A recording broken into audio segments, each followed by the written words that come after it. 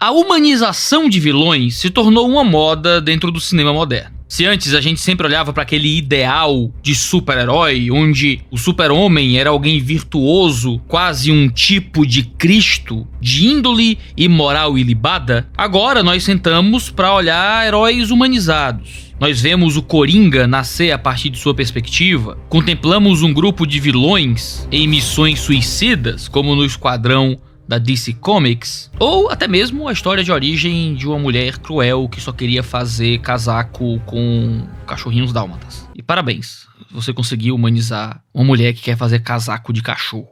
O que há em comum em muitas dessas histórias é que há uma fórmula muito clara. O cinema tenta humanizar vilões contando sobre suas origens e explicando como eles se tornaram quem eles são. O Coringa, de Joaquin Phoenix, é visto como uma vítima de sua própria doença mental. Alguns personagens do Esquadrão Suicida possuem belas histórias de relacionamento familiar, cheias de dores e tristeza. Cruella foi abandonada pela sua verdadeira mãe, que aparentemente era tão louca e psicopata como ela. Bom, eu sou Iago Martins e no Mundo Cópia de hoje a gente vai falar sobre a humanização da maldade.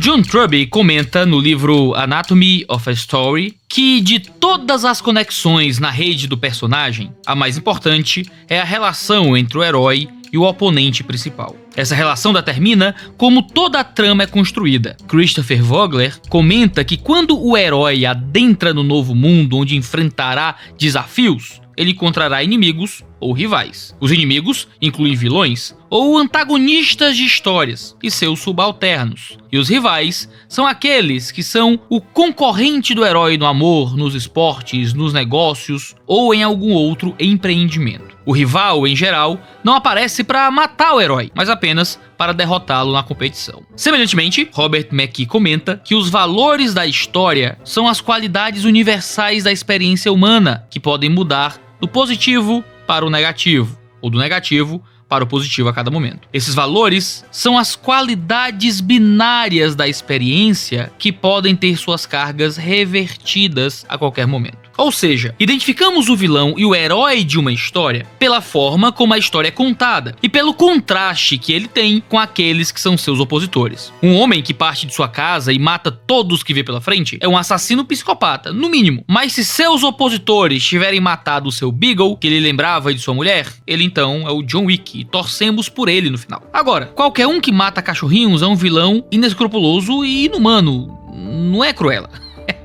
Stella, como era chamada, era a típica criança desengajada da sociedade. Sua marca inigualável de cabelo lhe garantia diferença. Sua personalidade atípica foi o que fez superar o bullying e a segregação que os outros faziam com ela. Sua origem humilde, com uma mãe solteira e trabalhadora, mas pouco reconhecida, deu a ela todo o afeto e amor que uma filha poderia ter. O filme parece dar pra gente os elementos de imaginário de que ninguém nasce mal. Além disso, há claramente uma predisposição de nos identificarmos com aqueles que são vitimizados, pobres, trabalhadores não reconhecidos, porque geralmente nos enxergamos assim, mesmo que a nossa condição de vida seja muito melhor do que essa. Sem entender o porquê, Stella vai com a mãe para um castelo enquanto rumavam a Paris. Lá, sua mãe é empurrada de um precipício por dálmatas, o que é absolutamente sugestivo, e Stella cresce nas ruas vivendo de roubos, escondendo o seu dom ímpar até que consegue trabalhar num famoso ateliê de moda como faxineira. Ela ascende até o trabalho com a famosa estilista baronesa, a qual idolatrava, mas essa idolatria se transforma em ódio e rivalidade, quando Stella descobre que a baronesa foi a responsável pela morte de sua mãe. Stella assume a personalidade cunhada na infância para viver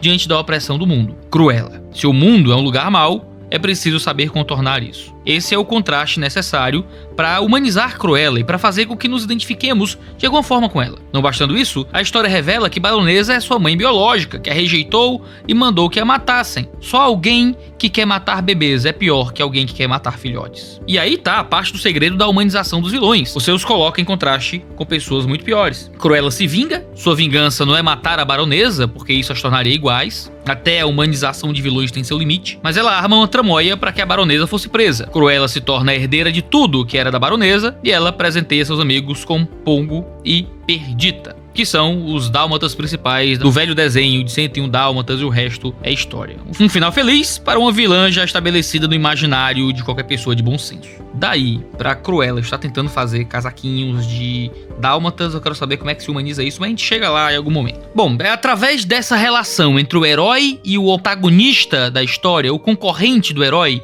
que Cruella é humanizada. O herói de uma história é apresentado como alguém que sofreu traumas e que lhe deram um senso moral complicado, e apresentaram um valor a ser defendido a todo custo, e que, de dentro dessa perspectiva, parece fazer sentido pra gente. O trauma nos faz ter empatia com o herói, sentir sua dor, entender os princípios por meio dos quais ele achou o caminho certo para a idealização de seus propósitos. É através do trauma fundador, aquele trauma que causa no herói a revolução do seu modo de ser, que lhe direciona a querer sanar o mal que sofreu, que encontramos identificação. Porque nós também temos traumas que queríamos ter mais força para vencer, mas que não conseguimos. É o que nós encontramos em Esquadrão Suicida, quando os vilões da DC são colocados diante de pessoas muito piores. Agora você tem um governo tirânico, fascista, totalitário, que tenta dominar uma força alienígena, uma estrela do mar que é do céu, na verdade, a fim de controlar o mundo. A própria Arlequina, que é claramente uma psicopata, acha que é demais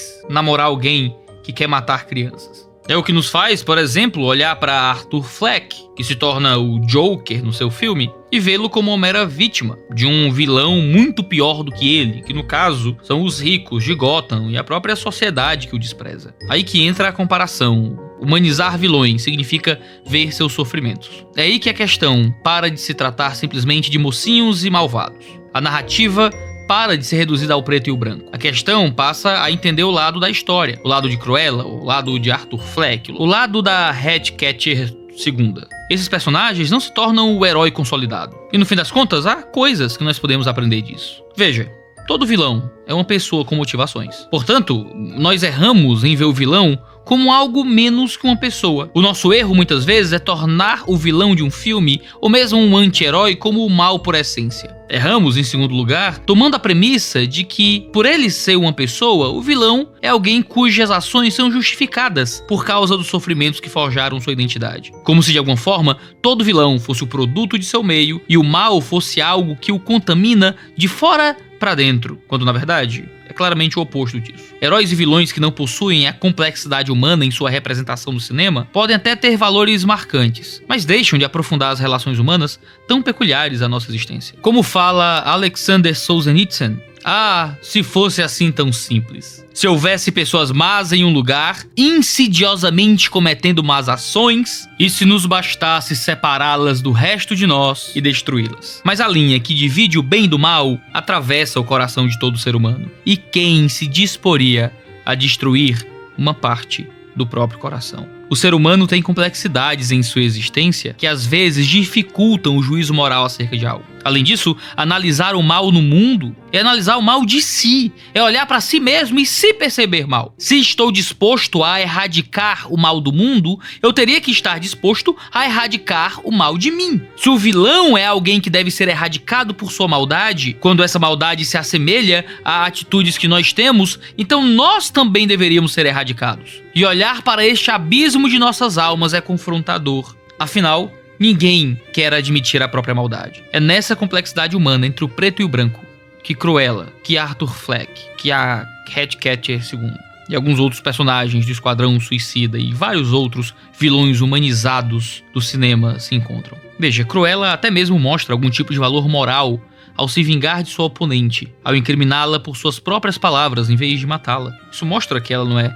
como uma baronesa. Stella assume a persona de Cruella porque o mundo a impulsiona a isso. A redenção de Stella é incompleta porque, ao perceber sua maldade, ela a abraça como a sua natureza imutável. O discurso dela diante da fonte é o mais sincero que todo ser humano poderia ter. Ela diz que a mãe que a criou a encheu de amor para que ela não fosse uma psicopata como a mãe biológica. Ela deveria se adaptar àquele mundo. A mãe tentou forjar uma Stella doce, mas como Stella mesmo diz, eu não sou Stella, eu sou Cruella. Sim, somos todos cruéis. Somos todos maus. Mas não é por isso que precisamos aceitar essa natureza e nos adaptar ao mundo que está encerrado no pecado, sendo também cruéis. A redenção do ser humano vem justamente quando o mal não é justificado. O mal do mundo precisa ser erradicado por meio de quem não cometeu pecado algum, para que por meio dele possamos erradicar o mal dos nossos corações, sem a necessidade de sermos moldados por ele. Precisamos ser moldados pelo amor que salvou o mundo para que possamos vencer o mal que há no mundo. Jesus venceu. Por isso,